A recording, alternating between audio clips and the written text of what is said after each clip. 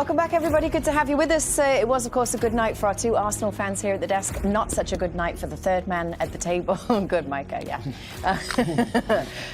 Liverpool fan Jamie had a rough night. It's been overall kind of a disastrous run for Liverpool, right? This looked like a game coming into it that could potentially give them some respite. Hasn't gone that way at all, Jamie. No, I mean, I just felt PSV at home. It's the type of team, we were always in the Champions League. I used to play against them, obviously, numerous times. It was almost like a gimme. You beat PSV at home 2-0 in the Champions League. You don't have to break sweat and you go on from there. So to lose to Nottingham Forest a few days ago and to lose to PSV now, it's not just losing, it's the manner of the defeat as well. It didn't look like scoring either. You know, it's just, yeah, it's pretty bad. Are we going to go to the goals here? Or am I talking about Liverpool? Let's just do the goals, because I end up talking about something over goals. Best lines in vision. Let's go through the goals, then we can talk about Liverpool. You do you. Yeah. I mean, listen, that is just a moment of madness of Van Dijk. He thinks he's fouled and throws his arm up in I mean, what is he doing? I don't know. Only he will know. And then it's always a giveaway when someone tries to complain that it's being a foul. Everyone on the ground knows it's not. But I still when Liverpool got the equaliser, as we'll show now, I expected Liverpool to go on and win the game comfortably, really, probably 3-1.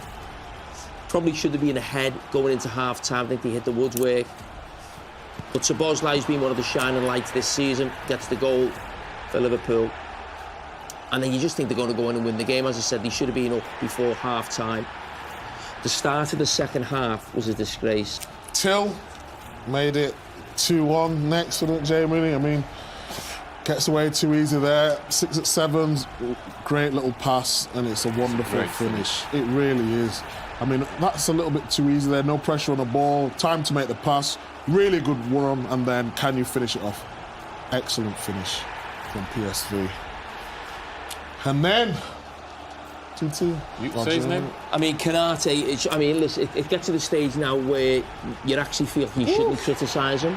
Because you feel, I mean, you're watching something that's actually, it's not nice to watch when you're watching a player go through something like this. I mean, listen, I've never thought he was top class, but he's just going through an absolute nightmare that is nowhere near good enough from what we're seeing right now. And then to lose 4-1, I mean, it was 3-0 at the weekend. It should have been 4-0 actually. It's too easy that though, isn't it? Make it 4-1. Liverpool, you can't lose like that. There's a way to lose games of football. And listen, we've all been involved in games like this, but this has happened week after week after week. And I really don't know where you go from here. What do you think is going to happen, Jimmy? For example, as a non-obviously Liverpool guy, I was kind of expecting that last year, him struggling a bit, not to that level. But what do you think is going to happen now? Because that's a tough one now. Liverpool's not a sacking club. I say Liverpool, I think, are different from almost every club in European football, where if the manager is the king. You know, the managers get time. Liverpool have never sacked a manager who's won the league. Never in the history. They've all, you know, after a few years, they've gone, they've resigned. I couldn't believe at the weekend that people were talking about the manager's job when I spoke to Liverpool supporters after losing at home to Nottingham Forest. It's only going to amplify now.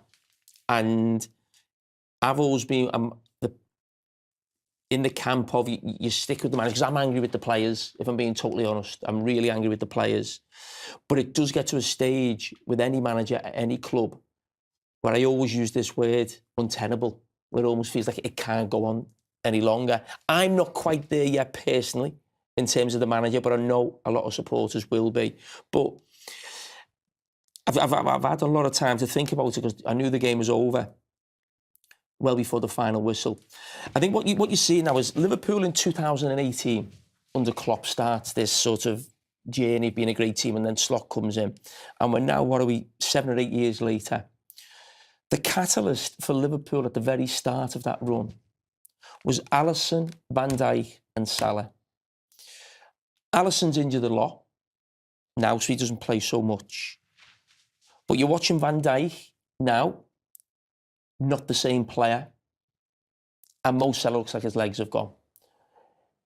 I don't like criticising them, and I think some of the criticism of them this season as players has been harsh. you always look for your leaders in your team to step up when things are not going well. Now, I've been critical of Mo Salah off the pitch. I want him to come out and do an interview tonight and speak to the Liverpool supporters about what the players are going to do, what's going on in the dressing room, giving the supporters hope that things are going to improve. But I don't like criticising on the pitch because they're absolutely legendary what they've done, and the legs have just gone, especially with Salah. Van Dijk now can't help other players. He needs help himself. And that just means that he's a normal centre-back, like I was at one stage. So maybe he's not superhuman right now. But they've been that good for the football club. I look at some of the others. Step up. Can you only play well when they play well? Or they Carragher? Their seasons last season were off the scale, and everybody else enjoyed that winning the league, and they're all league champions. They've got it on the CV, and great. But when they're not there, where are they? Where are the others? Where are the other players? So that's why I get angry talk about the manager, but it's inevitable and something could happen.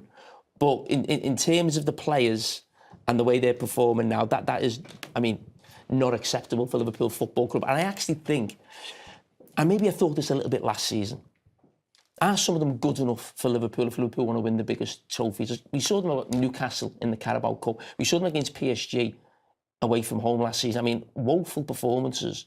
And they've been carried by some of the greatest players the club have ever had. This is maybe a snapshot of the future of Liverpool when Mo Salah moves on, Virgil van Dijk moves on, and Alisson moves on. As far as we know, Mohamed Salah hasn't yet spoken tonight after the game, but Curtis Jones has. So it'll be interesting to hear what he has to say. Let's listen in. It starts with just wanting to be a man out there and just wanting to tackle someone and just be a dog out there. And it's not always the fact that, you know, I've got these lads who are nice on the ball that, you know, we just play, like go and smash someone and you know, it comes from me as well. I'm not saying that the other lads have to go and do it, because I'm the same.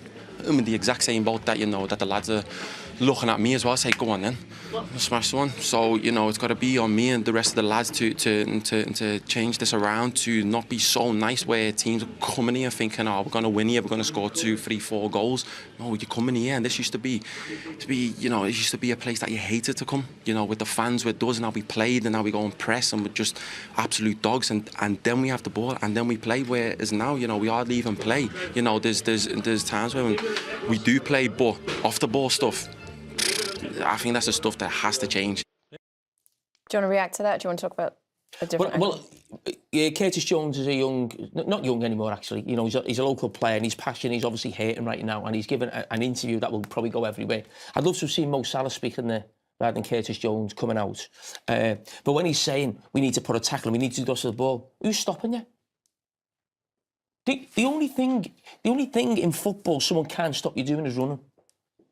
It might not happen with the ball, or the ability, or the quality, or people have lost confidence. No one can stop you tackling, running and pressing. So when he's saying why we're not doing, well, why aren't they then? Just do it. Don't tell us you're not doing it, or say you're going to do it in the next thing. Just do it.